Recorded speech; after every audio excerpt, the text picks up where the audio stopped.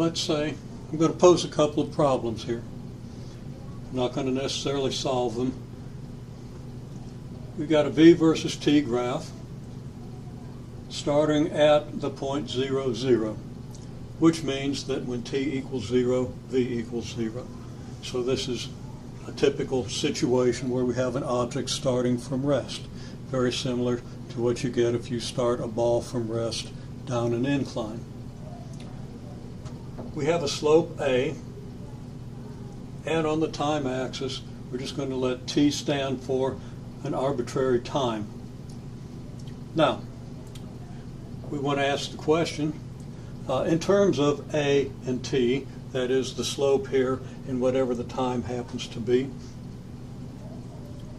what is the area? So how could we express the area in terms of a and t?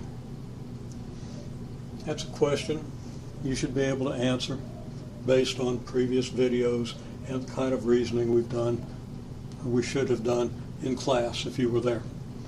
Okay? Then,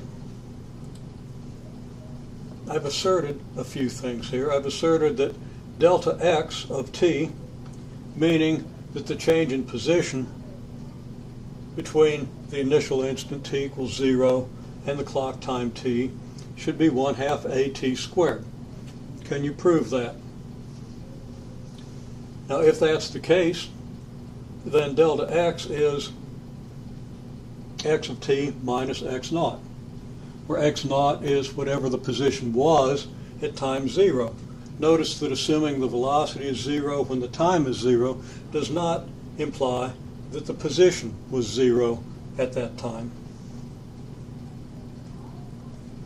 The object started from wherever it started. We measure our position from wherever we happen to measure our position, and the two don't have to necessarily be the same.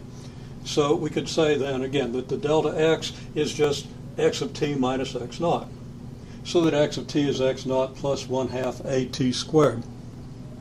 So given the slope, which means given the acceleration, given the clock time, and given that the initial velocity is 0, I'm asserting that we get this x of t, but I'm asking you to prove that. Here's another situation. In this situation, we don't specify any time coordinates, but we do specify that the time interval is delta t. That is, from here to here, the interval is delta t. Question is now, what's the slope? What's the area? In terms of the symbols v0, vf, and delta t, how would we write the expression for the slope? How would we write the expression for the area? And then, how would we write the expression for the acceleration, assuming this to be a straight line? And how would we write the expression for delta x, our change in position? If you can answer these questions, you're doing okay. But now we move to a more challenging question, and I expect that some people will be able to answer this question, some will be able to get at least a decent start on it, and some people just aren't going to know what to do. A lot of that depends on the nature of your pre-calculus and calculus courses. Nothing here is particularly difficult. You just might or might not have the background to do it. And of course, you know, ability has something to do with that too. I think everybody has the ability, given the background, to see how much you can fill in. Okay, the situation is we're given that v versus t is now quadratic. Okay, it's not necessarily linear. It's generally considered to be quadratic. Now, a linear function is technically a quadratic function where the coefficient of t squared is 0. But we're going to say that, okay, v versus t is quadratic, so you can't assume that the coefficient of t squared is 0. We're given the condition that the slope at time t naught is a naught. Okay, so the slope at this point is a sub 0. And we know that at T naught, the point is V naught T naught. So we can determine the coordinates of this point and the coordinates of this point. Now, given the coordinates of 2 points on the graph of a quadratic function, and given its instantaneous slope at one point, whether it's one of these 2 points or another point, we can determine the coefficients of the quadratic function. Okay, quadratic function is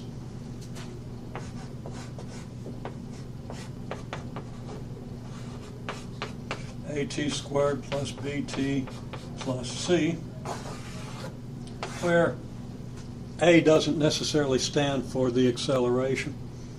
It's just the standard letter that we use in expressing the form of a quadratic. Might be better if I used a capital A here. And if I do that, probably better to use a capital B, and we'll regard that C as a capital, so we won't confuse the capital A with the acceleration, for which we generally use a lowercase a. Then we have the questions. What is the area? And by the area, I mean the area of the region enclosed by the curve of the graph and the vertical lines at T naught and at T naught plus delta T.